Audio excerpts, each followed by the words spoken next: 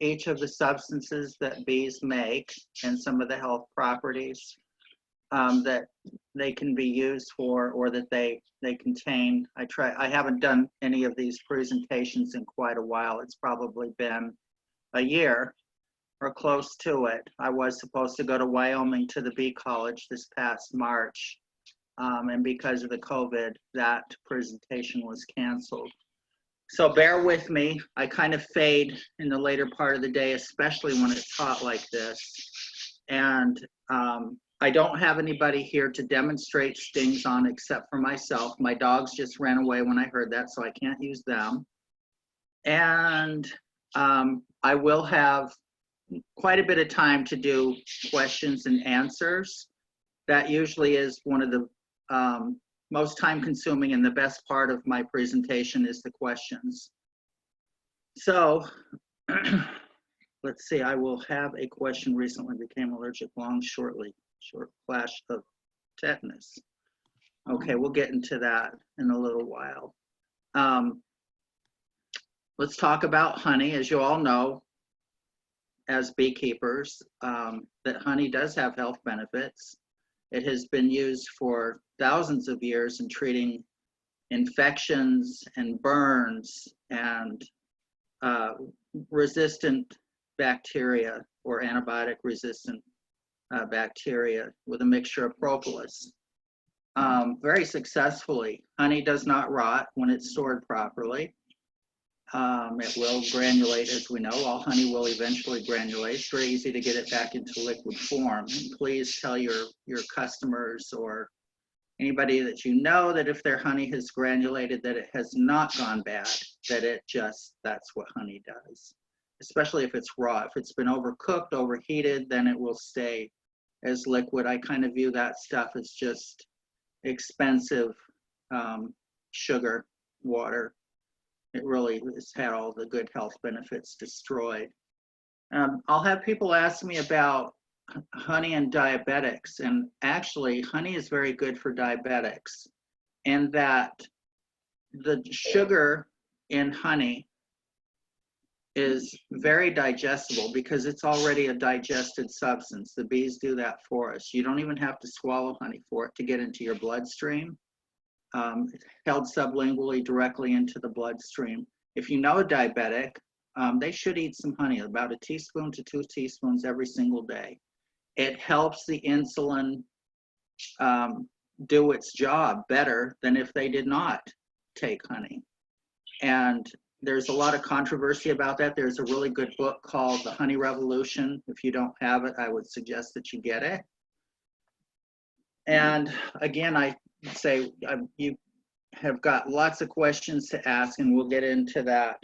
I just want to go through each of the substances. Now, the propolis has some very wonderful health effects, side effects, and benefits. Propolis is antibacterial. I don't like to call it antibacterial. I try to call it a probacterial because anti means against, and biotic is life. And it does not destroy the good flora in our gut. It does not destroy good bacteria. It does destroy harmful bacteria. It is also antiviral, antifungal, and one of the most powerful antitumoral, which is cancer, anti-cancer substances on the planet. And as you probably know, that antibiotic use, over time, these pathogens and bacteria become resistant because an antibiotic is based on between 1 and maybe 3 molecules. And it's very easy for bacteria to build up a resistance. Propolis, on the other hand, is a very complex substance. It's in constant change. It's constantly changing. It's never the same. No 2 doses are exactly the same. And so this is why bacteria have a difficult time building up resistance to it. It's very common in Italy that in surgical practice where people have developed flesh-eating bacteria, staph infections, where a combination of propolis and honey are used in these wounds with a very high success rate of healing. It's very good as an antiseptic if you get cut or burned.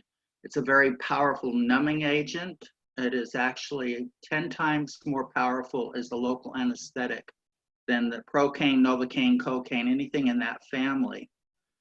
And so if you get a burn, you put some propolis tincture on it or a salve, and it will not only provide a antibacterial barrier, but it will help to numb up the pain of the burn. Toothache, put some propolis tincture on it, and it will instantly numb it up. Doesn't mean you don't have to go to the dentist to have that addressed, but it will, toothache always comes on a Friday evening when the dentist is closed. And it's usually a 4-day weekend. So you're not going to get in to see the dentist until Tuesday. But it can be used for that. I suggest using it on your toothbrush as a regular daily routine. While brushing your teeth, you can floss it in between your teeth. It will prevent and reverse gum disease and also prevent cavities. See, now this cat never comes to visit me. Get off. Sorry. Kids. So propolis is also, like I said, a very powerful anti-tumoral. It is injected into tumor tissue, cancerous tissue, with a high success rate of destruction to the cancerous tissue with a regrowth of healthy tissue. In combination with bee venom therapy, it's very good. Bee venom in itself is highly antiviral, antibacterial. It's a bacteriostatic substance, and it also destroys cancer tissue. And again, you have healthy, normal tissue that grows back. And let's see, pollen.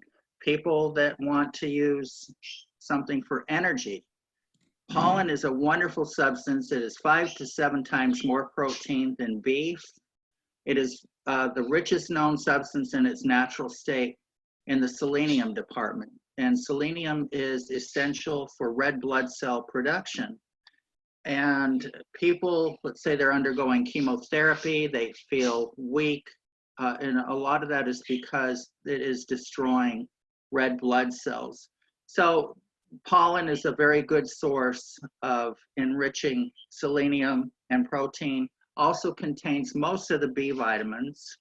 It is an energizer. You want to eat your pollen with breakfast and lunch. Leave it alone at dinner time because you won't be able to sleep. And it's another good substance. But there is a way that you really want to prepare your pollen. Some people, I see it on the shelves in stores or encapsulated. It's dead. It's no good. Pollen is the living substance.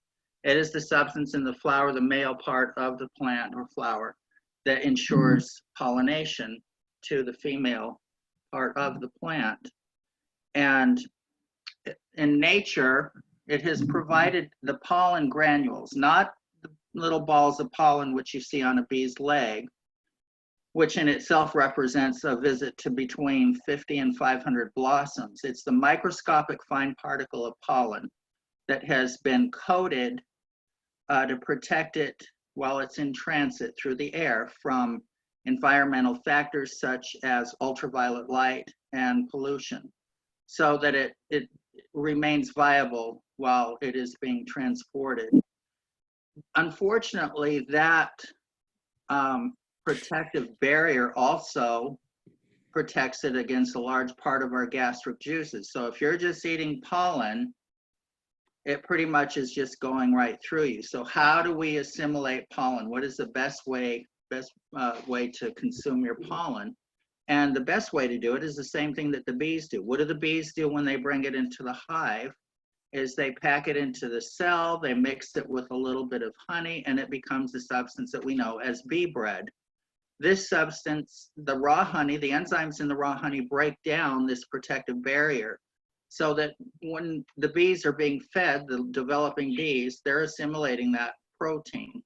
And it's the same with us. So you want to make bee bread, and it's really very easy to do. You want to take a large wide mouth container, such as a yogurt container, and you want to layer honey and pollen. The measurements don't have to be exact, but say it's about 2.5 parts of raw honey to 1 part of fresh or frozen pollen. And if you are collecting pollen, you want to collect it a minimum of once a day, preferably twice a day. Put it into a bag and into the freezer as soon as you get it home, or mix it into honey where it's not only broken down, but it's also preserved. And that's the way you want to consume it. And it becomes bee bread after about 2 weeks. You don't want to put it in the refrigerator because then you slow or avoid the fermentation process. You want to keep it in a nice warm area, not hot, but warm, like the inside of a beehive. And you want to flip the container several times a day, every time you walk past it, to ensure mixing. When you start consuming this product, you want to start off slowly, and usually about 1/4 to 1/2 teaspoon twice a day, and build up to 2 tablespoons, a tablespoon with breakfast, a tablespoon at lunch. And you will notice a huge increase in your energy levels.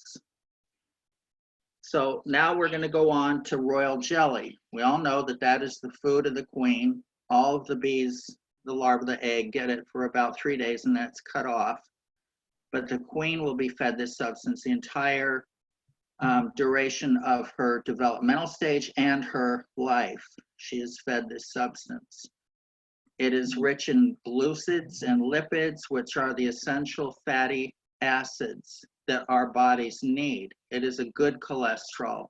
In fact, royal jelly will normalize cholesterol levels within 2 to 3 weeks without changing your diet. Royal jelly also contains all of the B vitamins in their correct proportion.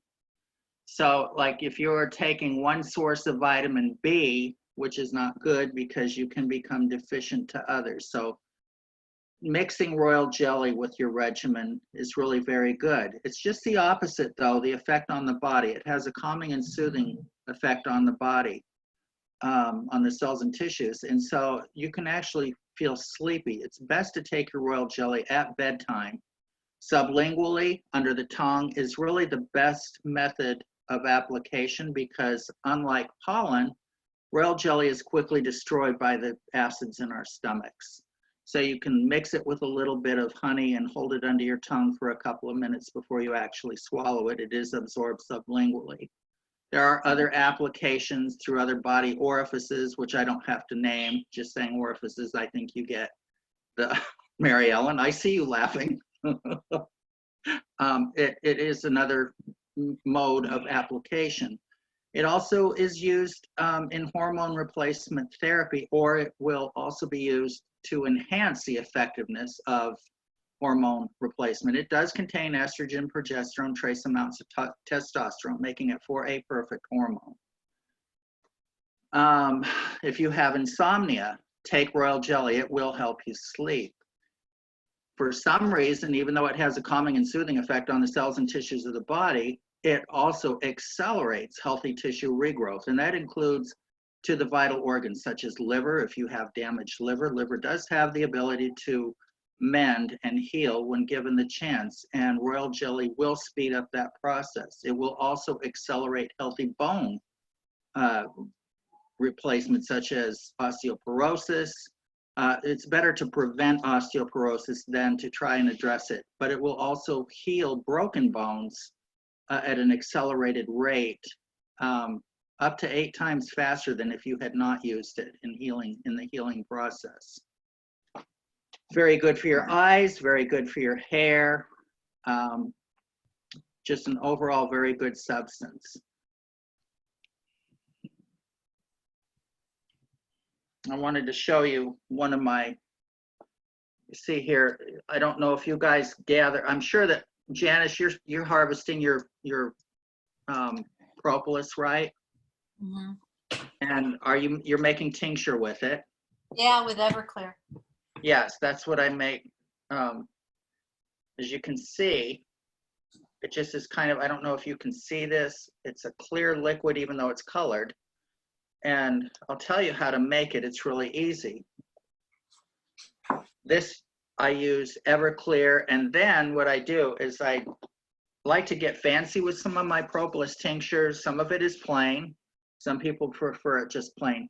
But I will take the orange peel, organic orange peel, cinnamon stick, cloves, whole cloves, cayenne pepper, and throw that in the mix. I let all that with the propolis sit for about a month. Yes, perfect. Very nice. This is what I gathered this week. Nice. And save that.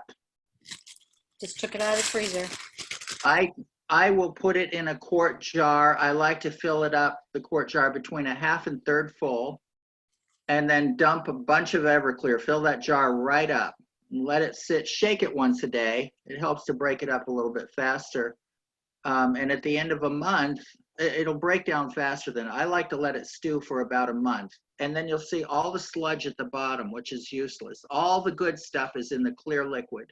You can use a syringe or a turkey baster to draw that off and then use it like that. It's very good. I would suggest that if you're using harsh chemicals in your hives that, you know, like I can't even remember the name of that stuff that used to be used for mites, but it was found in the wax, it would build up. People don't generally use that anymore. You don't want to use that propolis because all that stuff is in there. Your formic acid is fine because it just evaporates along with oxalic acid. Those two things are not going to affect your wax or your propolis. Another recipe I like to use with the propolis is organic lemon peel, star anise, and vanilla bean. And then with that one, I like to not just with the Everclear, when I'm ready to bottle it, I like to use some spiced rum. You know, you can mix it with that. You can get creative with your different flavors. It actually tastes good. Some people say, oh, that propolis as is tastes horrible. So if the taste buds, what was that? What was it that you added? The star anise? Yes, star anise and vanilla bean. All nice things that can taste really good in the propolis. And then I'll add to that one, because the flavors go so well together, is a spiced rum. And it comes out real nice. I mean, you know, when it's food grade, you can use it externally and internally. I knew one man that used to take all of his propolis and break it down in rubbing alcohol. You cannot use that internally. It is poisonous. And as far as I'm concerned, if it's poisonous to put in your mouth, it's poisonous to put on your skin. Even though now we're using tons of hand sanitizer, but you just cannot use that internally. So that's some of the things that you can do with your pollen and your propolis tincture. Add a few drops to your toothbrush and, you know, brush it into your teeth when you're brushing and floss it in. I like to use it in skin cream that I make with beeswax. I like to add some of the tincture to it. And that can come out really nice too. And let's see, what else do we need to cover? How many people do we have in the room, Jan? 17. Oh, good. Okay. All right. Okay, so what is the daily tincture dose if people are just ingesting it, or do you just, no, you want to ingest it as well. I suggest about anywhere between 10 drops added to your coffee or hot tea or warm water, up to 2 droppers full. The research on propolis has found that there are no toxic levels. They used very high doses and there was no toxicity from it. Some people are allergic to it, like you can have an allergy to anything else. Sometimes it depends on what the bees are using as a source to make their propolis with it. A person can have an allergy to, but as far as toxicity goes, there is none. But I would say, yes, 80 proof vodka works, it just takes longer.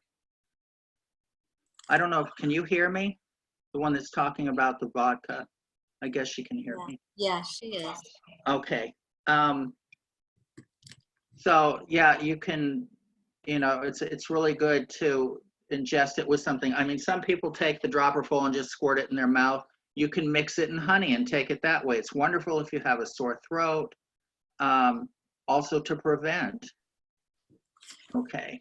Yeah, we mix ours with elderberry syrup too. Yes, absolutely. And I do that too. I make my own vinegar. I like to make cherry juice vinegar. That's my favorite. And I'll make hard cider from apple cider, and then after, what you don't drink, you can turn into vinegar.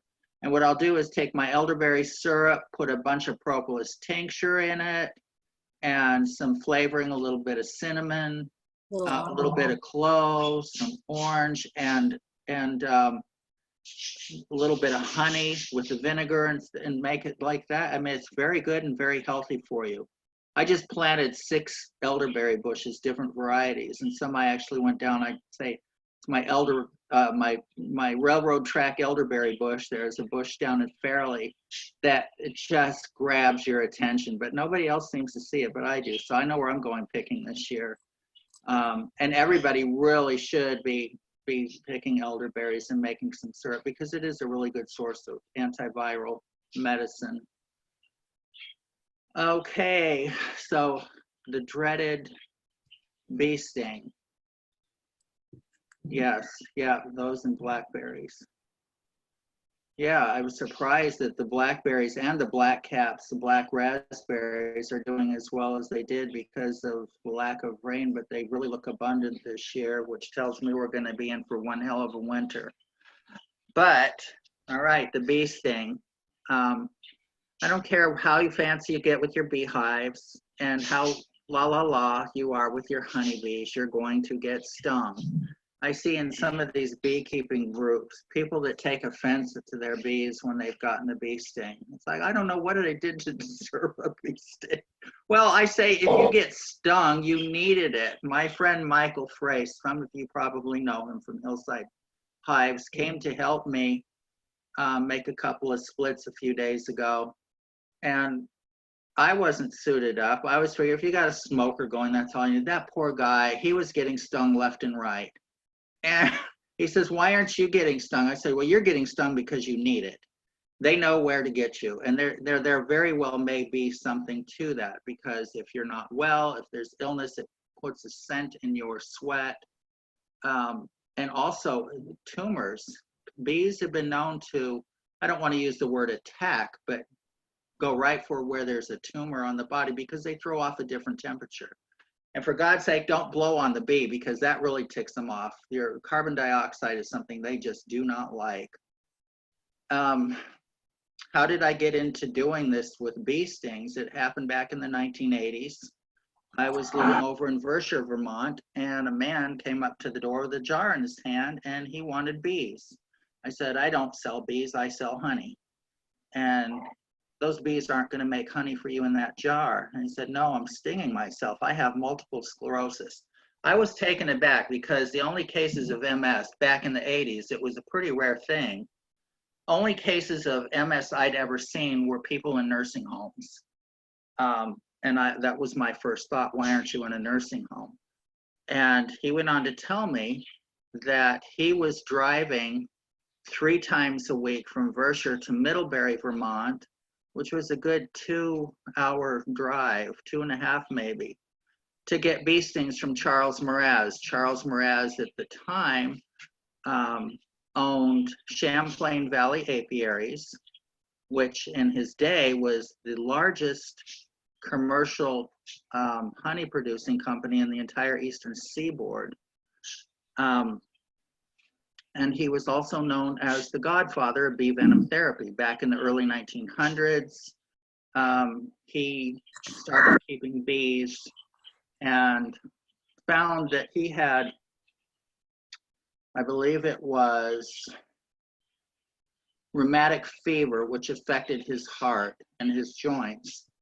And he was getting stung, and he, did some research. And to make a long story short, he really put bee venom therapy on the map in the United States, even though its roots back in China over 2,500 years. There's documentation of it. And it was not uncommon that physicians in the United States in the 1800s and the early 1900s were using bee venom in their practice to treat people with arthritis very effectively. But then with the onset of aspirin and other drugs, it just kind of faded out. And, he kind of brought it back to life. So anyways, this man that came to the door for bees, that's where I became interested in this. And I said, oh my God, here, have a jar of bees. In fact, I'll put a couple of hives down at your house. He lived a quarter of a mile away from me, and I put hives down at his house so that he had access to all the bees that he needed. And then he eventually just got his own hives and started keeping bees himself. I moved away, and it was back in 1999, 98, 99. I was with somebody in California at that time, and we were searching to buy a house. And I said, we need to buy a house where I can have bees. And I hadn't had bees for probably close to 10 years at that point. And the reason I wanted to get back was because I was starting to display classic symptoms of multiple sclerosis. And I had seen what it had done for him. And well, so happened we got a house where I could have bees, and David had friends that he worked with that owned avocado orchards and lemon orchards and strawberry fields. So I had plenty of places to keep bees, and it grew into a 130 colony business. No, I didn't do it by myself. I definitely had help. But that was my beginning of treating myself with bee venom. And I finally, after about 2 years of experiencing this, I went to the American Apitherapy Society conference where it was founded by Brad Weeks, Dr. Brad Weeks and Charles Mraz back in the 70s or 80s. And that was where I became not only interested, but learning a lot. This is where I got most of my education from. And other apotherapists. I mean, these conferences were great because you're meeting apotherapists from around the world, doctors and other professionals utilizing bee venom therapy. I didn't do this to treat other people. This was for myself, but it just got out and it went crazy. To date, I've administered bee stings to over 5,000 people. And yes, I'll throw this in there. I have killed 4 people, but that's not bad, considering a doctor that treats 5,000 people probably has killed 250. And no, I've never killed anybody. I just want to see who's laughing. Yep, you're paying attention. Okay. So, no, I've never, well, I can't say I've never put anybody in the hospital, but she didn't need to go. We won't even say any names. But anyways, it was fine. It worked out well. So anyways, I'll go back into what happened was when I was at this first conference, I met a woman by the name of Marlene, and she approached me and she said, how long have you had MS? And I said, I didn't say to anybody that I have MS. Why do you say that? She said, I can tell by the way you walk. And she went on to make a long story short, she went on to tell me, well, I was diagnosed with MS. My husband was diagnosed 3 months before that with Lou Gehrig's disease. And, you know, doctors at the time said, there's something not right about this. Well, it turned out they both had Lyme disease. Unfortunately, by the time he was diagnosed, it was too late. He was already tube fed, he was paralyzed, and he passed away about 6 months after the diagnosis. Now, Marlene made a full recovery. They had 3 young children, and one of the 2 children actually tested positive for Lyme disease as well. So she kept bugging me and saying, I think you've got Lyme, it's Lyme. And I was just like, well, I lived in Connecticut. I lived in the Northwest Hills of New Milford, Connecticut during the 1980s. And according to doctors at that time, was one of the hottest places on the planet to contract Lyme disease. And I did finally go to a doctor with her persuasion after about almost 1 year. Now, prior to this, I had gone to a neurologist, and I was diagnosed with multiple sclerosis, which to me was like taking my life away. This was horrible. And I was right. I mean, I self-diagnosed first. I either had multiple sclerosis or early onset of Alzheimer's disease, because it was also affecting my mind and forgetfulness and violent outbursts and things like that. But so I went to the Lyme disease specialist, And I took my medical records, and he did just some basic neurologic testing, and he said, "I'm sorry, this is MS." And I was heartbroken. I was thinking, you know, well, if it's Lyme, it could be cured. And he said, but because I did live in Connecticut, that he was going to go ahead and draw my blood and have it tested. Well, 3 weeks later, he called back and said, you're off the charts. You have Lyme disease. I've never seen somebody test so high. Well, I've been carrying this around for 20 years before being diagnosed. And I said to him, what does this mean? 2 or 3 weeks of antibiotics? And he went silent. He said, you are looking at probably off and on for the rest of your life, a minimum of 2.5 to 3 years.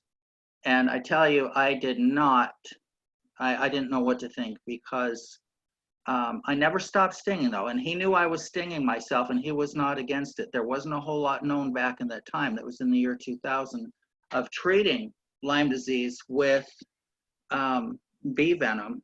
A doctor by the name of Dietrich Klinghardt had actually demonstrated and proven how bee venom destroys the spirochete bacteria that causes Lyme disease and inhibits replication. So I was on the right path, and that was a good thing. I was taking the antibiotics and doing the bee venom therapy at the same time, and I think that they really worked well together. So for about close to 5 years of antibiotics, I stopped the antibiotics and just continued on with bee venom. And I think it was after 7 years and keeping track of bee stings, 25,000 bee stings in the course of about 7 years. And after that, I just quit keeping track. I was doing between 20, 30, 40, sometimes 60 stings in a single treatment because God, she's brutal. The relief I would get from the bee venom was very short-lived. It was hours, not, you know, for days. And I got worse for the first 2.5 years. I went from being able to walk into this doctor's office in September, and by December, I could no longer walk. I had lost my eyesight. I was having seizures. I had chronic shaking, horrible pain throughout my body and spine. Lightning bolt pain shooting down my leg, and yet I was completely numb from the bottom of my right knee down into my foot. I had no sensation. So it was pretty scary. Whatever kept me going for that much time, you know, because there was times I thought maybe this doctor isn't right. Maybe these antibiotics are just doing something wrong. I just didn't know, but I continued to do it. And after about 2.5 years, I finally started having some days where I felt normal. So that was why I got into doing this. And this was back in 2000. And here I am. Now I work an ungodly amount of hours. This is why I'm fatigued now. The Lyme disease is pretty much under control. What the heck? Oh, somebody just drove up our hill. Okay. So anyway, so bee venom therapy does have roots, like I said, based in China. It's been around for a very long time. And it's very effective from treating anything from multiple sclerosis, all of the autoimmune disorders, Lyme disease, asthma. I've treated people with cancer. I had one of my clients who was diagnosed with prostate cancer. And the doctor said they weren't going to do anything, but then in one of his checkups, he said, this has changed. It's become an aggressive form of cancer. They did surgery. He wanted him to follow up with chemotherapy. And he said, no, I'm not doing chemo. And he came and started doing bee venom therapy. And his doctor was convinced that it would come back within 6 months to a year. Well, 6 months. He was getting checked every 3 months, and then 6 months, and then 1 year passed and no cancer. He was still cancer-free. This is 4 years ago, and he is still cancer-free. He doesn't come 3 times a week anymore. I haven't given any stings, but he's still very healthy. And his doctor, his oncologist, had told him, he said, look, I know about bee venom therapy, but I can't talk about it with you, because he stood to lose his practice for bringing it up. So but what he did do is he documented what he was doing. So that's good.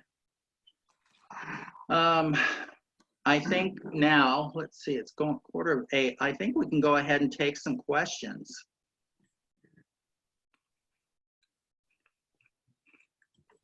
Well, someone asked immunity back anaphylactic. They asked what? If you can get your immunity back after having an anaphylactic reaction. The best thing you can do, and I know you're going to think I'm crazy, the best thing to do if you have an anaphylactic reaction is to get stung within 24 to 48 hours while that antibody is there. This is the, hang on a second, my dogs are acting weird. Stop it. No, they're just acting up. Reyah, hello. The question came from me. Can I ask my question? Yes, go ahead. Hi, thank you so much. I really wanted to be here tonight. Sorry about being in and out. We are baking bread, but here's what happened. I was fascinated when earlier you said that the bees feel that there's something not right with you, and you need to be stung. That's exactly what I felt at the first incident. On May 29th, I received a tetanus shot, and a week later, I was stung. But I just heard you say that within 24 hours, 48 hours, you need to be stung again for higher chance. Well, actually, 10 days ago, I had a second sting, and the anaphylactic shock was worse than the first time. Because you had gone too long without being stung. This is what happens, is especially with beekeepers that are getting stung all the time, especially in the northern parts of the country where it's a very seasonal thing. We're getting stung from spring, summer, fall, and then your body has built up a good antibody to the venom. And then what happens is you're not getting stung in the winter months. And so that antibody drops off. It does not last. It's in fact, the antibody to bee venom within, the more time goes by, like say I have a patient or a client that I'm giving stings to, if they go more than 2 weeks without a sting, I pretty much will start over and do a testing and make sure that they haven't, that they won't go into an allergy. But I do desensitize people that have had anaphylactic reaction. But it really does require a lot of devotion. A lot of people think if they've had the reaction, oh God, you can never get stung again. The best thing to do is to start getting desensitized. That's what you have to go through. And if you've had that sort of reaction, and then how long between the first anaphylactic reaction and the second one? 5 weeks. Yeah. Your body had not built up an antibody. And this is what I do when I treat people. If they have a reaction like that, they need to come over either the next day or the day after that. So that, because right then and there, they have, the antibody is built up. And then they start, what I do is I will do what's called micro-stinging technique. The bee will sting a cloth or a paper towel, and most of the venom is pumped out. And then I will hold it in a forceps like this, the stinger itself, and just tap, just do a little bit of tapping. What's also important is, number one, hydration. Number two, never get stung or work your bees on an empty stomach, and to be taking vitamin C. Vitamin C is what fuels your adrenal glands to produce cortisol, which is what protects you against shock. A lot of people that I have treated will think that it's an anaphylactic reaction because all of a sudden they are feeling dizzy and they break out in a sweat and then they pass out. I've seen people pass out. That's not really an anaphylactic reaction. It's reaction, but it's not anaphylaxis. And the common denominator with every one of those people was that they had not eaten anything. They were possibly dehydrated, and also the vitamin C issue. So now when you come to my house and you get your stings, have you eaten? No. Or yes. When did you last eat? Oh, it's been a couple hours. Well, here, eat a piece of fruit, have some vitamin C. And that pretty much resolved that. But I just recently, well, it wasn't recently because everybody's been under lockdown, but starting early spring a year ago, woman that was a beekeeper started having those sorts of anaphylactic reactions, but she did not want to give up beekeeping because she loved having bees. Yeah. And so she came to me, and over the course of 8 weeks, she became desensitized. You know, we just gradually built up from just doing the micro stinging to a full bee sting, up to 10 bee stings in a single treatment without any ill effect. And then she has her bees, but she also knows that she has to get stung at least once or twice a week to keep up that antibody. Can I ask one more question? Yes. One thing that my doctor suggested was taking Apis. Yes, you can take Apis mellifica, either in liquid or tablet form. That can help as well also. Okay. You take that, it's like a little candy. Yeah, take that when I get stung, or take it on a regular basis? If you've had bad reactions, what you consider a bad reaction, I would take it on a regular basis. Oh, you would? Okay. Yes, Okay. yes, absolutely. I have 2 seeds, so 200 milligrams and 1 M. So should I take it on a regular basis? Yeah, follow the directions on the bottle or follow the directions from your doctor, yes. Okay, great. I really hope I get back my immunity, but I don't want to stop beekeeping. I just can't. I love the bees that much. Absolutely, yes. Well, if it makes any difference to you, I was allergic too, where I would have to use 2 EpiPens. And last year, you know, Reyah showed me how to sting myself. And last year was the first year that I got stung that I did not have to use my EpiPens. Wow. Well, that's the other thing, Janice, thank you so much. I remember because we got bees from you too. So we have interacted. The other thing is that I'm finding out that an EpiPen is $369. And that's a bit of a shocker because it's like, I don't know if I need to have it on my person or Let me say if you cannot afford an EpiPen, if you don't have insurance, Primatene Mist is epinephrine. They took it off of the market. It's over the counter. You can now buy it again. And it's called Primatene Mist. It's an inhaler. It's an asthma medication. But I'm going to tell you all right now, epinephrine is not the antidote to bee venom. All the epinephrine does is it gets the heart racing and beating. And that can have some very consequential side effects as well. But what you need to do is to keep a bottle of liquid Benadryl, which you can find in the children's allergy section.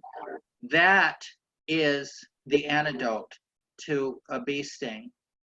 That's what you need, you know, and that is what will keep you from going into a complete allergic reaction. It stops it. Unfortunately, Benadryl takes a little bit of time.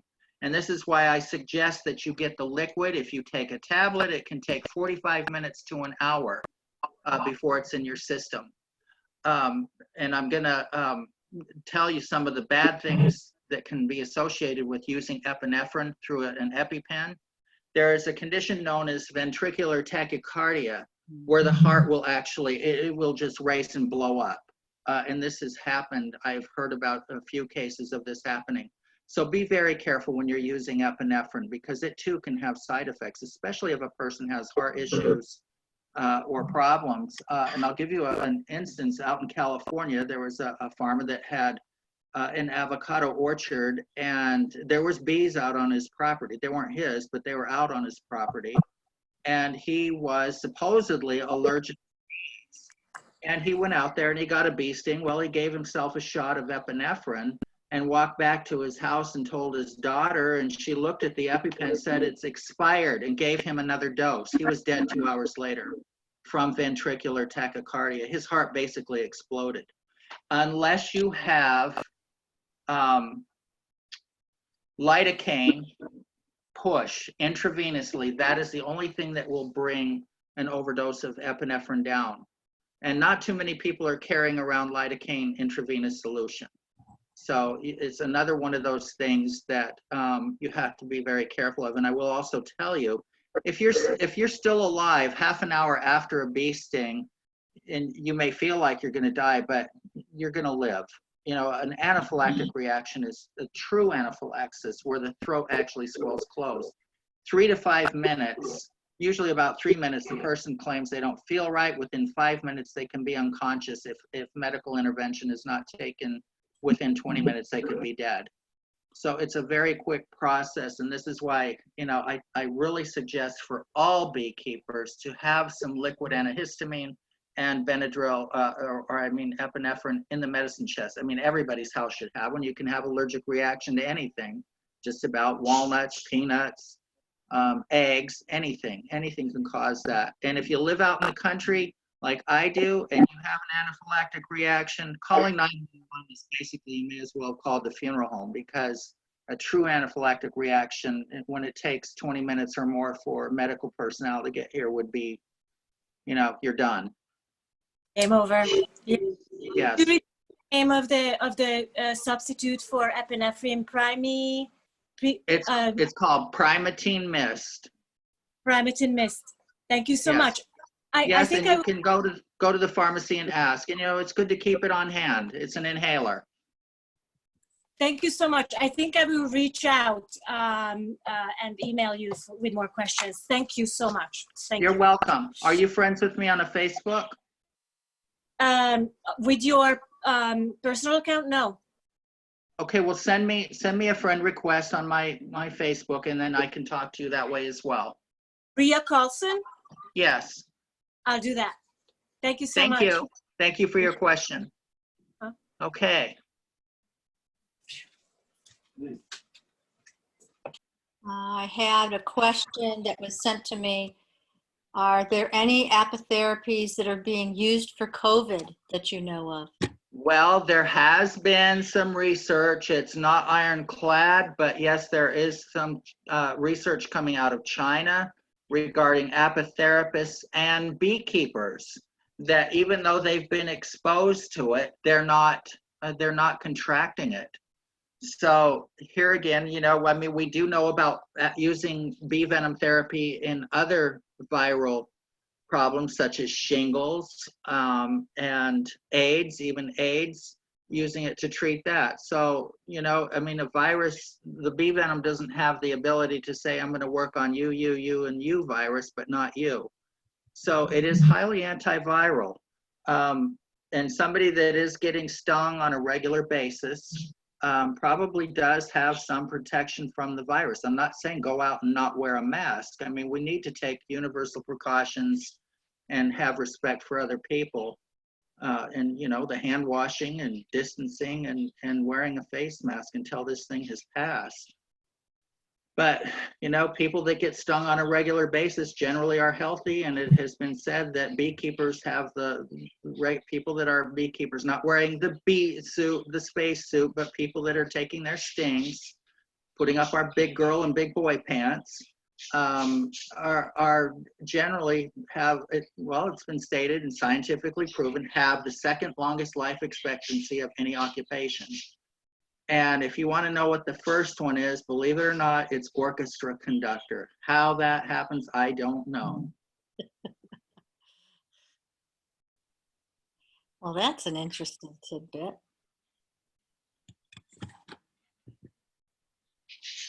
Any other questions? Let's see, we've got. Oh, Yeah, there's- I do. Okay. Is there a propolis salve instead of a tincture that you use? Yes, you can make salves and add propolis tincture to it, because you have to use a solvent, which is alcohol, to break the propolis down. Or you can, what was the other stuff, Jan, that you were telling me you could use to break it down? Well, I use the Everclear. I'm not non-alcohol. I use Propylene glycol, yeah, I use a food grade. I use a food grade glycerin. Yes, It takes about 6 months for it to it does. It takes a long extract out of time. it. It's a super slow process. I keep it dark. I keep it on the shelf in the back of the pantry and turn it. But yeah, you can, and it's a you can make your tincture with that too. It's a Right. non-alcoholic version. If somebody has an aversion to alcohol because of recovering alcoholism, another thing that they can do too is to just put their tincture in something hot. It evaporates, the alcohol will evaporate very quickly. But when making beeswax salves, you can actually use your tincture and then the alcohol evaporates, and then all you have left behind mixed in your beeswax is the propolis. What I do to help draw it out a little bit faster, speed up my process, is I freeze the propolis, and I have a coffee grinder delegated just for the propolis. I used a food Grind it when it's processor. frozen, because you won't use it for anything else after that. No, no. And I you know froze what? This is how they make propolis powder. So Right. they can encapsulate that. They freeze it like 180 degrees below zero. And their equipment is also frozen. And at that cold, they can pulverize it into a powder. And then what they do to keep it from getting gummy and sticky again is they'll mix it with a little bit of carob powder, and that's how they'll encapsulate it so that it can be put in capsules. But you can, if you don't want to go to that extreme, you can roll your propolis out. I mean, I'll run it under hot water and it becomes like taffy, and you can work it, put it between two sheets of wax paper, take a rolling pin, roll it out and put it on a cookie sheet and then freeze it. And then you can cut it into little squares and then take those little squares and let it thaw and roll them into little pea-sized balls, and you can swallow those whole. I will suggest though, if you do just let it stay in your mouth, do not chew on it, because if you chew it, it's going to tear your fillings right out. It'll take a while. It will. Well, once I have that powder, though, what I do is I take that powder and I use it in my muslin tea bags, and I throw that in Idea. clear. Yeah. Like really extracts it pretty fast. Okay, anybody else have questions? Let's see, this recorded talk available for us. Yes, I have recorded it. Do you see any questions, Jan? I How didn't would you prepare propolis for a slim? Barbara. Is Barbara here? Yes. Fred wants to know. You what is already, this- she answered my question. Oh, okay. Okay, Thank you so much. you're welcome. And Fred wants to know, what is the stuff you take following anaphylaxis? Well, you want to take your Benadryl. I don't know if you mean the epinephrine or EpiPen. You But mentioned some, after all that's through, I'm sorry, say that? you mentioned some product that the doctor recommended taking after following an anaphylaxis. Oh, the Apis, Apis mellifica. It is, you get that from a health food store. You can get it from Swanson Vitamin Company. But it's a homeopathic substance that is created, I believe, from the larva of honeybee. Okay, thank you. You're welcome.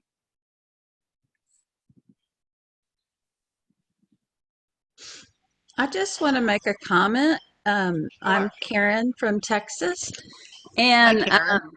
and I also have not anaphylaxis because I can still breathe, but allergic reactions and like serious. I got stung like 8 times, and I had vomiting, diarrhea, pass out on the floor. Yeah, But I lived, and obviously. without medical intervention. Without any intervention. I mean, I was aware if I was going to have any breathing problems to, Yeah. do something.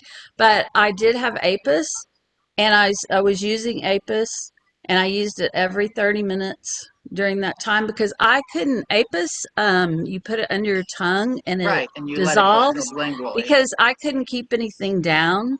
Right. So it was really the only thing I could use. And so in the meantime, so that's happened to less extent because I've been stung less times. But now I do what you say, Yeah. hydration, full Yes. stomach. I take 3,000 milligrams of vitamin C 30 minutes before I go out. And the last time I got I did something really stupid and I took off my veil too soon and I got stung on the nose. And I thought, oh, this is it. Because the very first thing that happens is my mouth gets itchy and then my whole body gets itchy. Well, nothing happened. And I did start taking the Apis, but I was like, those three things, the hydration, vitamin C, and the full stomach, and and hopefully maybe my allergic reactions are lessening some too, but I just want to corroborate what you said, that that's tremendously helpful. And the I, liquid I and thank you for mentioning the liquid Benadryl because I would have yes. never thought of that. Yeah, and you're not going to That's it. find it in the adult medicine. It's in the children's section of the Yeah. allergy and cold medications.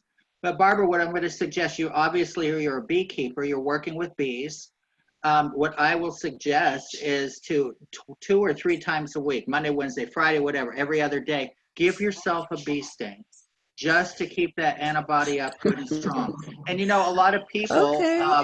they'll be like, oh, I don't like to do. Just take some ice, numb the area up, and then sting it, and leave it there for a few minutes, and then take out the sting.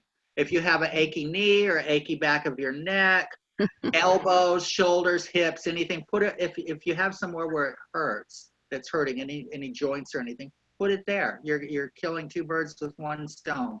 You're getting rid of the pain, you're dealing with the pain, and you're also building up keeping your antibody built up to the bee venom.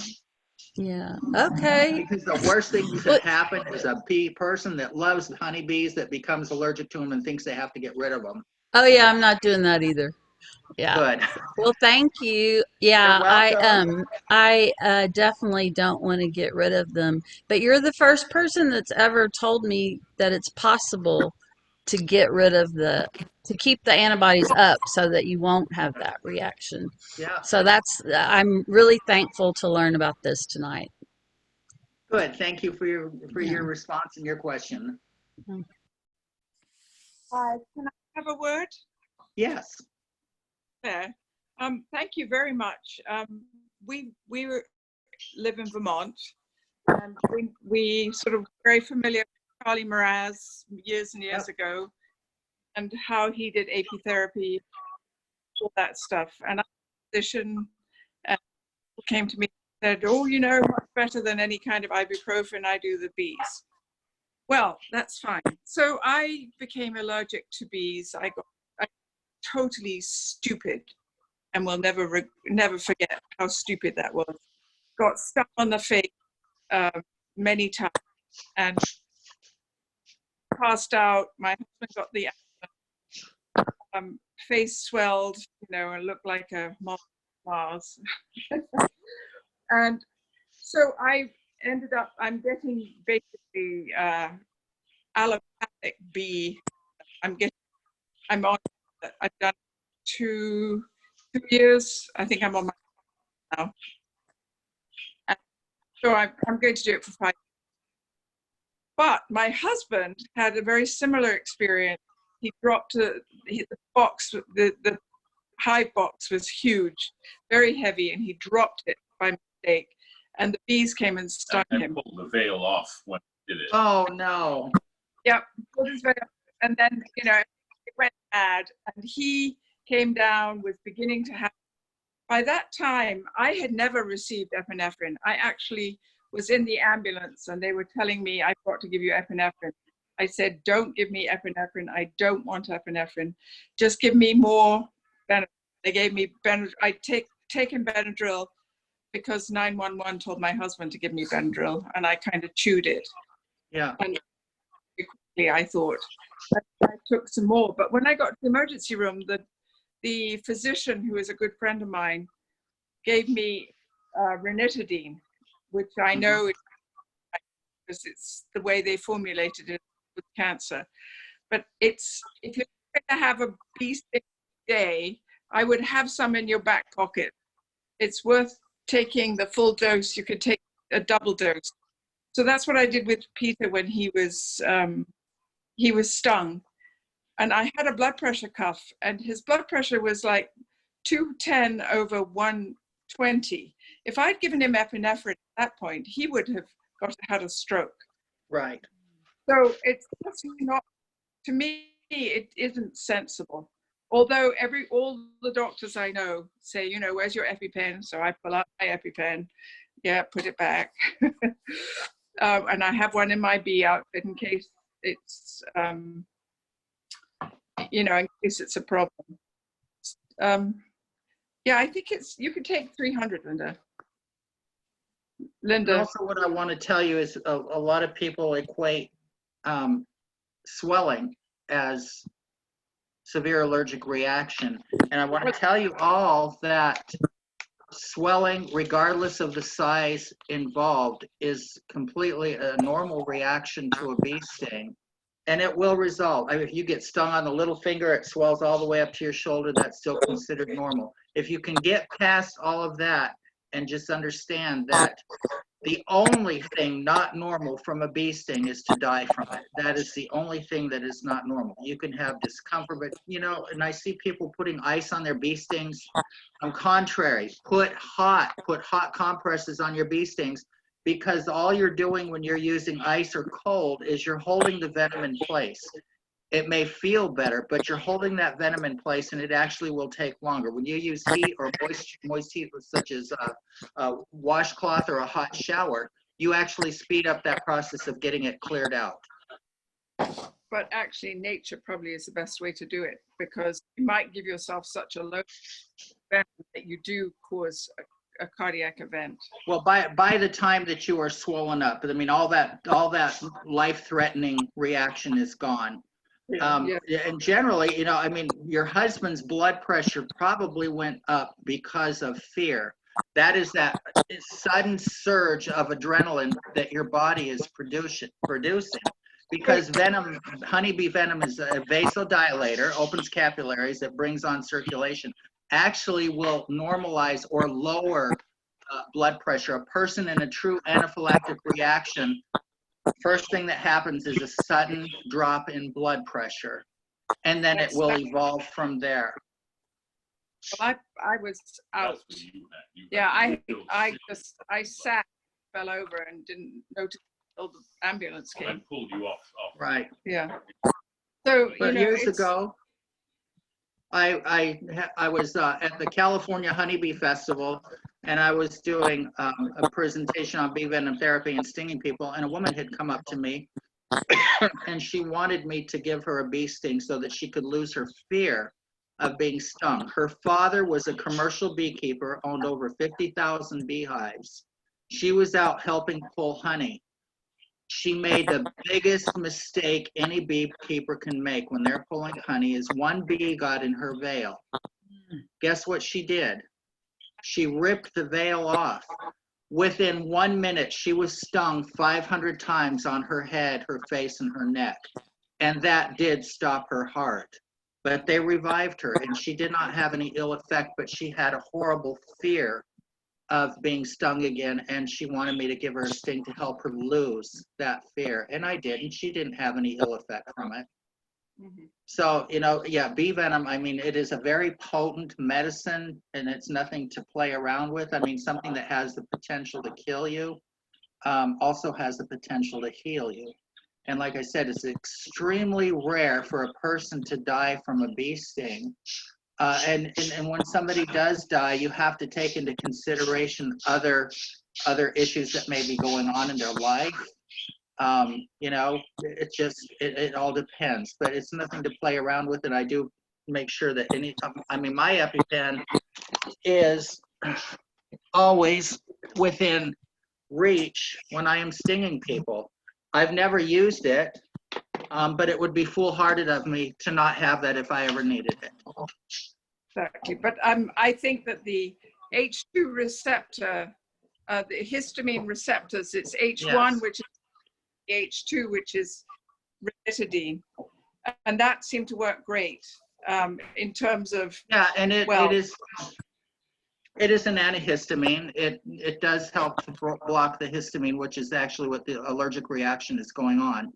Right. Honeybee venom is it's not just a bee sting, it is a cocktail of potent chemicals, and that tiny little amount of venom that you get There's over 60 different components, chemical components to a bee sting.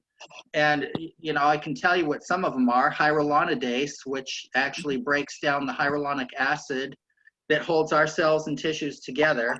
It breaks it down so that the venom can be permeated. It permeates, you know, instead of just where it stung you, that's what causes it to spread out, because it's breaking down the hyaluronic acid.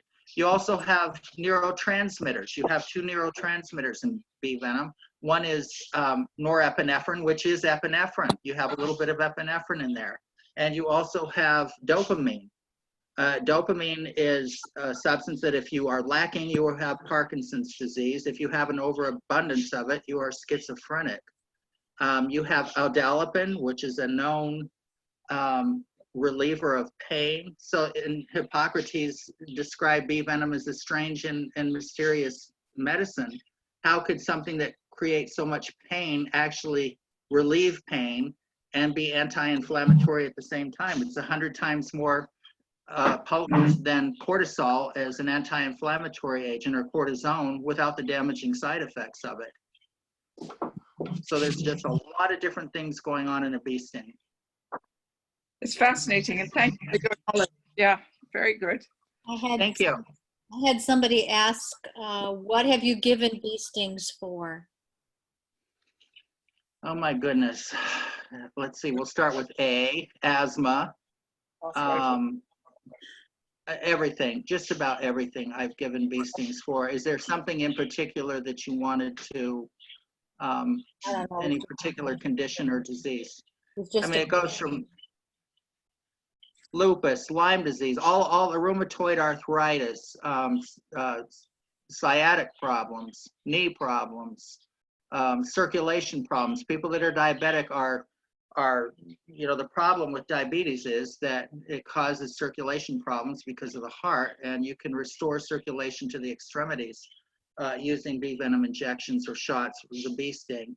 And this is why people that have diabetes lose limbs, is because of the circulation issue.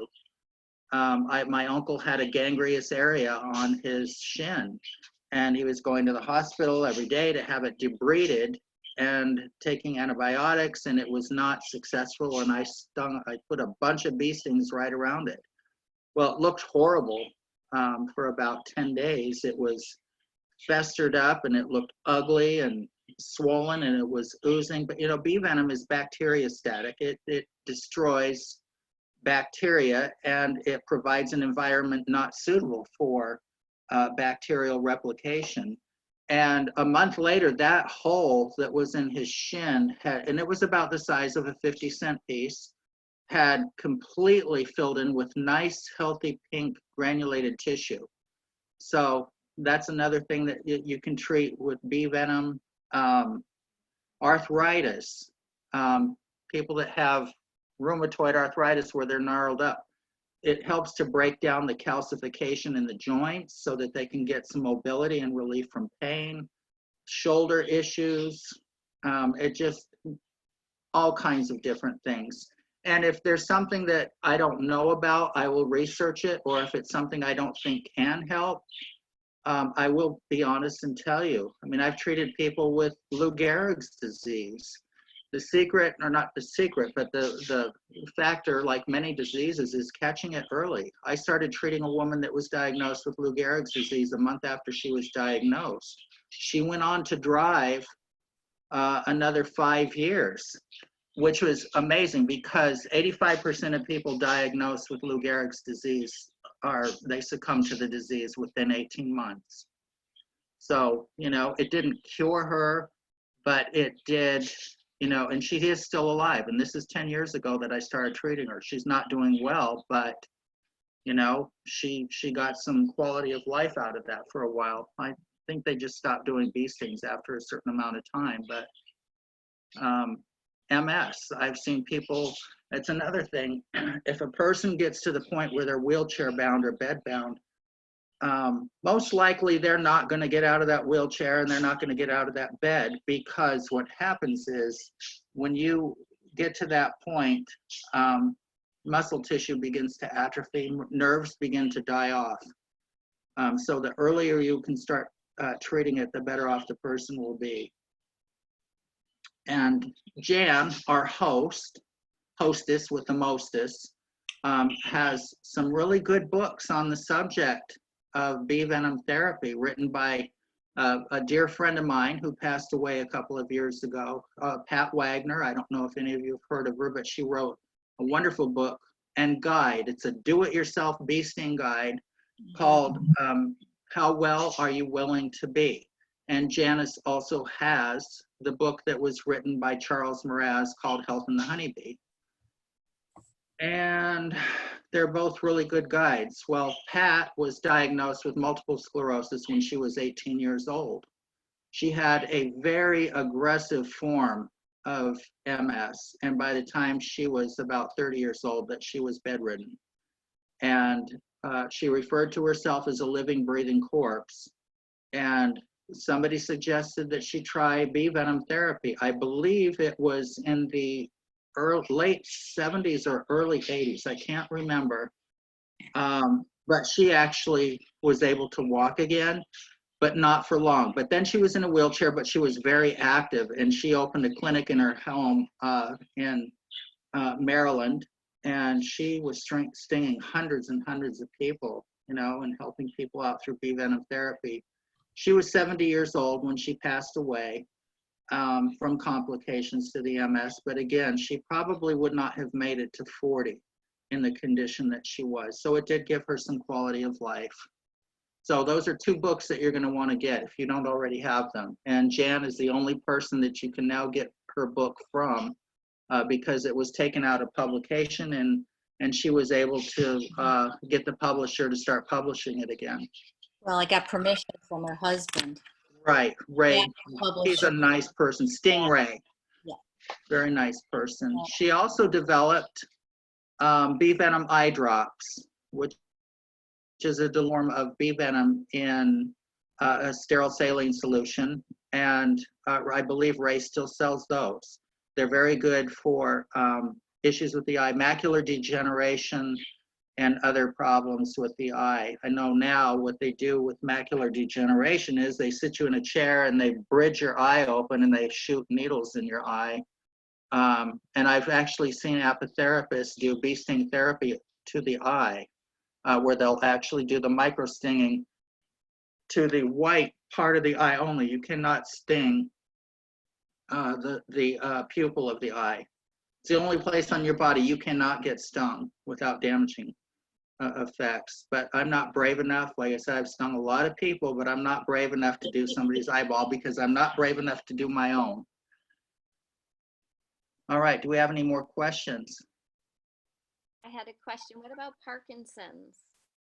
It's very good for Parkinson's because one of the chemical components of bee venom is dopamine. And this is what the problem with Parkinson's is they are lacking in dopamine. The problem with the medications that they use in Parkinson's using the L-Dopa, the synthetic dopamine, is that it can have some really bad side effects that can be permanent, such as drooling and other issues with it. But again, it's one of those things, the earlier that you start treating it, the better the success rate. You know, you're going to be gradually working up to 20 stings a session 3 times a week. Barbara wants to know, do you sting right on the joint? You can sting in the softer part of the joint, between the joints, like in the cartilage area. You can sting where it hurts. You can find pressure points. It's very easy. And this is the easiest one to find, is right here. You don't want to jab and poke around because you're not going to find it, but just a firm pressure like that is a pressure point in that area. And a lot of times what they have found, or Charles Mraz found, he didn't know acupuncture, but these pressure points are very closely related to acupuncture meridians.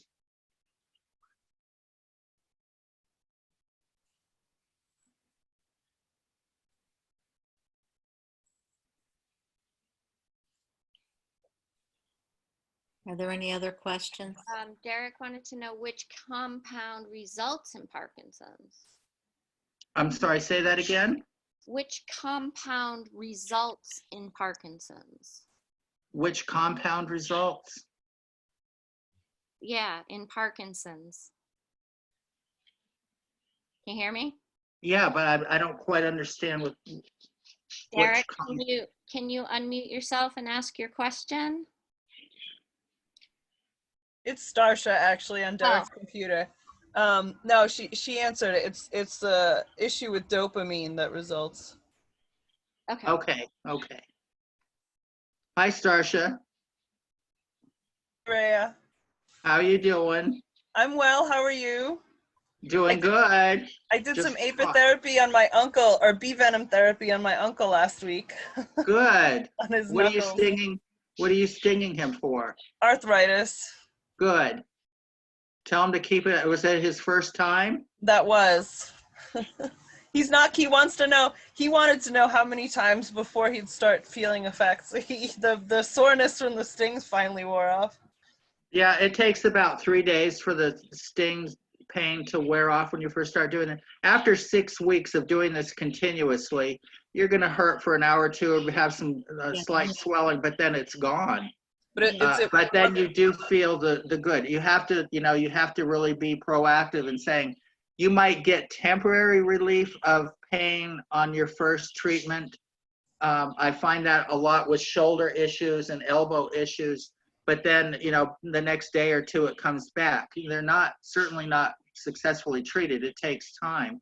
And they may they're going to go through the itching. They're going to go through the swelling. But after 6 weeks, that's gone. There's no more or minimal swelling or reddening to the area. And then it's just gone. And is that once a week treating or 3 times a week? He should get, start off with twice a week so that he doesn't get discouraged and stop because he's getting swollen. You don't want to sting areas that are still swollen or irritated or tender from previous stings. You want to sting somewhere else. I mean, does he have rheumatoid arthritis or is it injury arthritis or old age arthritis? No, I think it's just old age arthritis. Okay, in other places you can sting them is like in the thoracic area of the spine because those nerves are generated down through the arms and into the hands as well, like thoracic 1. And the spine is really the most tolerated area to be stung with the least amount of swelling. You just can't get a whole lot of swelling. As to opposed to hands, when you start stinging somebody's hands, they may swell up to their elbow or their shoulder and say, "Oh my God, look what you did to me, and I'm never doing this again. You're crazy." But you know what? Just tell them that it's a totally normal reaction or response, immune response, and it actually is good. If you get nothing, which I'll explain to you, it means that there's something not right with the immune system. Does it mean it's going to happen the first time? No. Usually it's the second or third time. Somebody will say the first time, this was a piece of cake, and then second or third time, body slam. They might, they might have some fever, which is normal, feel like they have the flu, get the itch and the swelling. It's a special itch. You want to call people at 2 o'clock in the morning and swear. But it is normal, and he will get through it if he does stay with it. Thank you. Okay, come up sometime. Come and see the new house, the new old house. We're going to have a party when we get there. I hope so. Okay, any others? No, I think that's it. Well, thank you, Reyah. Well, Janice, you are so welcome. Oh, yes, and I do sting pets, too. I do sting dogs. And no, seriously, I do. For our dogs that have Lyme disease and dogs that have arthritis and cats that have joint issues, very successfully. Horses that have shin splints, I've given stings to, which is pretty amazing because I'm terrified of anything bigger than me. And I know that horses can kick, but I've never been bit or hurt in stinging an animal. And they did not, when they come, usually if you do something to hurt an animal, the next time they see you, they're either snarling or trying to run away from you. And I've never had that happen. So I think that they must know that whatever it is that I'm doing is doing to help them. So, a lot of people say, well, how do we know this isn't all in our head? Well, this is how we know it's not all in our head, by seeing the success in stinging animals, because the power of suggestion really doesn't work too well with dogs and cats. Could you also address apitherapy and weight loss? In weight loss, Yes. you're talking to the wrong person for that. I've gained. Okay, now for weight loss, you really do want to consume pollen, because it does boost the metabolism. It does help to increase metabolic rate. So that's the one that you want to start adding to the diet, is the pollen. Propolis, when you ingest propolis, because of its numbing effect, if you take a good dose of it, before you eat anything, 20 minutes before, it does have an effect on helping to numb up the stomach. But I think that most of the eating or overweight that any of us may have is out of boredom or being cooped up in isolation, and potato chips are awfully good when you're in self-isolation, that kind of stuff, chocolate. The COVID-20. Yeah. the Freshman COVID-20. Well, I've got the COVID-60. Honey milkshakes with Corbel work for me during isolation. Honey milkshakes. Say that again, Fred. Honey milkshakes with Corbel brandy work great for me. Oh, there you go. Yeah, that'll numb you right up all over. That sounds Can you pass that recipe along, please? So, Rhea, I have a question about the royal jelly capsules. Yes. So, is it okay to ingest those, or should I be putting the powder under my tongue? If they had a way to bypass the stomach like they do certain tablets to get into the intestine before they opened up, I would suggest to mix it in some honey and hold it under your tongue. Okay. For about a minute before you swallow it, because then it does absorb sublingually. Okay. Good question, Marianne. Or you can stick them somewhere else. Oh my God, the heat's gotten to me. And people ask versus, the royal jelly in capsule form and fresh frozen royal jelly, they're both equally as good. And it's just that the royal jelly that is encapsulated, the only thing they've done is it's called lyophilized, which means freeze-dried. The only thing that they've done is expose it to temperature so cold that it pulls all the moisture out of it.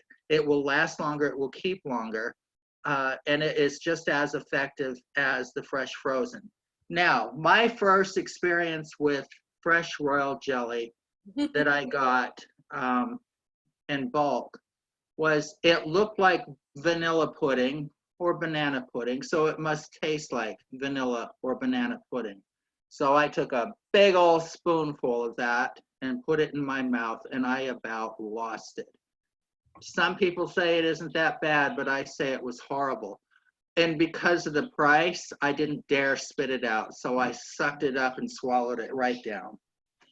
But anyways, that's my story on fresh frozen royal jelly. I don't like it. It tastes horrible. It is nasty. Nasty, and I think you also have to be aware of where it is sourced from. I was getting the certified organic with a certificate of being free of different bacteria and salmonella and all that stuff.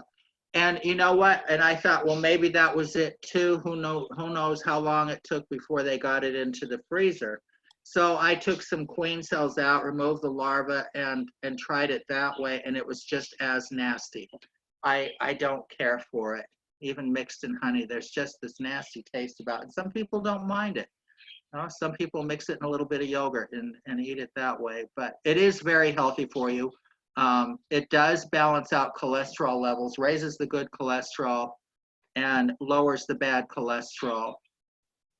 And it's very good for your heart. It helps with the issues of plaque in the arteries and all that kind of stuff. And so does the bee venom. Janice or Rhea, do you sell the capsules, the royal jelly and the propolis? Well, I don't have any right now. I mean, ever since my clients have stopped coming, I mean, I stopped doing stings as soon as the whole thing with the COVID. Because of the isolation, we didn't know how bad it was going to get. But I was fortunate that I was able to get into a full-time job at that time, because that and a house cleaning job was the only thing that I was doing. But I don't have any Propolis capsules or royal jelly capsules right now, other than for my own personal use. I do. I do plan on getting back into this at some point. I mean, my clients are bugging me about it, and I thought, well, we just have to take the precautions. You're going to have to wear a mask. I can't have more than one person come in at a time, because I'm going to have to clean things every time somebody comes and goes. Or I'll sting them outside. Just sit them by a beehive and kick it. Say, go at it. Put a blindfold on them. I don't know. All right, people. Any other questions? I've got 4 bees here to sting myself, because I don't have anybody here that I can give bee stings to. And what I'm going to do is show you how easy this is, if I don't kill myself in the process. Let's see here. Some people, especially when you're new to doing this, they want it iced up. It does take the blast off the sting. I'm kind of beyond that right now. So what I'm going to do is, I did show you where there was a pressure point right there, because I do have some issues with the elbow. And I don't know if you can see that. Yep. Can you see the stinger? Yeah, a little bit. So that little venom sac on the end will pump out for up to 20 minutes. I mean, so it'll stop and then it'll reactivate and start pumping again, but you do get about 90% of the venom within the first 20 to 30 seconds. I leave them in for 20 minutes for 2 reasons, because I want to get all of it. And number 2, usually after 20 minutes is when I remove the sting and say to the client that it's okay to go home. So there's sting number 1. And I do get some issues with my neck. And as you can see, you want to catch them by the head or in back of the head, because if you catch them in the abdomen, you're going to cause some damage to the stinging apparatus. And a bee sting is only a 1/16 of an inch long, not 10 inches like some people think it feels like. So I don't know. Can you see my neck? Yep. All right, here we go. There it goes. So there's one for my neck.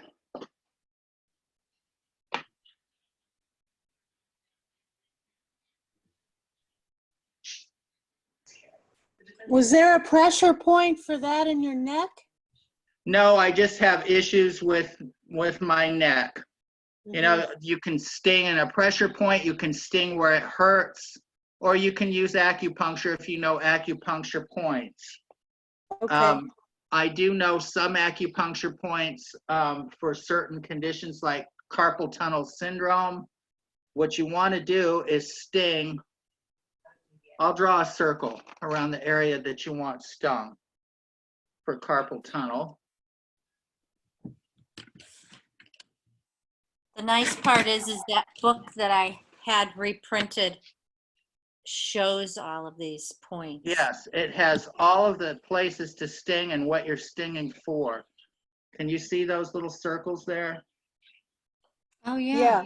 Yeah. Okay, if I had carpal tunnel syndrome, that is where I would sting. Now, if you want to give a bolstering to the immune system, there's an acupuncture spot. I think I can safely do this without showing too much fat. Okay, you go to the base of the sternum and 3 fingers, your 3 fingers from here down. Now, this is the spot where you're going to find a pressure point, and in a triangle fashion, within about the circumference size of a dime, you're going to put 3 bee stings. That gives your immune system a real kick in the butt. That is to really bolster up that immune system and get it to functioning. So that's those are acupuncture points for those two things. I wanted to show them that you had hooked me up with these. These lock. So when you grab your bee, It locks. it locks, it snaps. Here, so it'll hold it. And I think you've got all these supplies, don't you, on hand? Pretty much. I have bees through the winter too because we house them indoors. She has the Beehive Hilton underneath her house. Yeah. Climate controlled. All right, so there's a little demonstration. Usually when I do a presentation, it's in front of a lot of people at a conference or a bee club meeting, and I will have somebody and some volunteers to come up. I mean, I usually have no problem getting volunteers to come up and let me sting them. But this is the second time that I've done a what do you call it, webinar? Webinar. Yes, and you know, it's kind of fun, but I really like, I don't want to say I like having an audience, but I like to be there with the people and connect with people. It can be a lot of fun. Claire wants you to know that's a Kelly clamp. It's a what? Kelly clamp. Kelly clamp. Oh, Kelly clamp. Yeah, the forceps.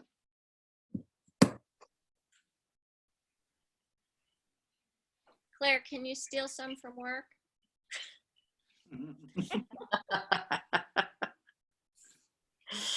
I bet Starsha could. Wait, what am I doing? Nothing. Do you have any Kelly clamps at work?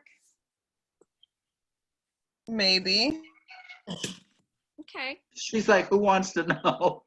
She knows who wants to know.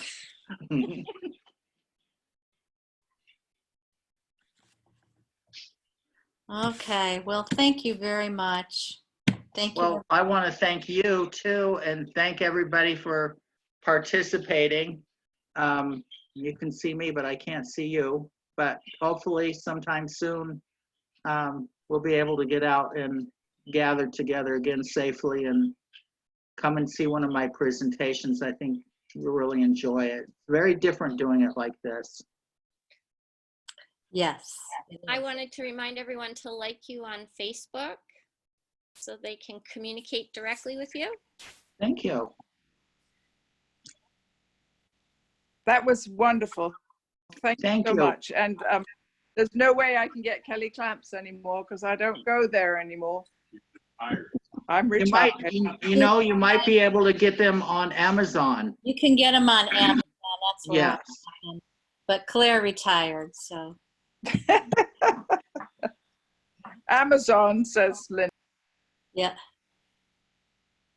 I do have a couple of different varieties of forceps. I mean, these are things that you could get at not yard sales, but what do they call it? Swap meets. I mean, jewelers use them. I have curved tweezers. I have a locking tweezer. Even some of the apps have them. Straight edge. And I don't know where my micro sting, I have some special tweezers that are actually used in micro stinging, making it very easy to, I think I can get 30 to 35 stings out of one stinger. I watched a doctor give somebody 100 stings from a single sting. He did the tapping motion, and that's exactly what I do to desensitize people, is the tapping motion. And if you had asked the age group, the youngest person I ever stung was 9 months old, and the oldest was 99. What was I stinging a 9-month-old for? This little girl in Belgium had an inoperable tumor in her face, and they could not operate on it, and it was starting to consume everything. It was going to cause blindness and then go to the brain and cause death. And I didn't know how she was going to react to the bee sting, but I did tapping and didn't numb it or anything. It did not bother her. And the most of the tumor was actually accessible from the inside of her mouth and the cheek. And I had done this and taught the mother to do this. And I had gone back 3 months later, and I said, well, she's desensitized. It's time to give her a real bee sting on that thing, a full bee sting. And I took Propolis tincture and I swabbed the inside of her cheek, and it numbed it up enough to where all she did is went like that, and there was no screaming or crying, which was pretty amazing. And after about 6 months of doing this, the mother had sent me pictures. It was just absolutely incredible. This thing had shrunk, and it was very discolored. I mean, it was purplish and blue and reddish, and it had shrunk down and it had normalized into color. But after a year, I didn't hear anything back from them. This is the problem with a lot of people that I treat. You know, they either are treated or they gave up and you don't hear back from them, so you don't really know. So I really try to get my clients to stay in touch with me to let me know how they're doing. Do you think Facebook has made a difference with the social media now for people? Say that again? Has Facebook, the social media, made a difference for people to stay in touch with you? Yes, absolutely. Yeah. But this was way back in, I would say 2000 or 99. This is before I started Lyme treatment, or I was getting ready to. And I had spent 6 weeks in Belgium and Holland teaching patients, doctors, and caregivers and other people that were interested. I traveled all throughout the 2 countries. The first time I went, I was introduced to people, and then they had me go back 3 months later into where I was actually doing these courses for several weeks. I had actually gone to a medical university, and this place was filled with residents and people studying to become doctors. I was in an amphitheater, and I was down in this little base, and all these people were up in this, just staring down at me. And, you know, people in Belgium, I love them to pieces, but they have no sense of humor. They're very staunch. There's no kidding around, no smiling. That was it. And then questions, you know, of course. But they were intrigued. So, you know, it was a good thing. I was scared to death. I felt like I was under a microscope. But anyways, you know, I mean, do friend me on Facebook if you have Facebook. If you have questions or problems or concerns, just let me know, and we'll see what we can do to work things out or get you started. Or if you want to make an appointment to come and see me, we can probably do that too. Hi, Joe. By the way, Joe, thanks for taking those corners out of the frames. I really appreciate that. Out of the foundation. That was a big help. I hate those things. Oh, that's not Joe. Oops. Yeah, it was Joe. Oh, it was him? Yeah, he walked by and went this way. Yep. All right, does anybody have anything they'd like to say or any more questions? Thank you, thank you.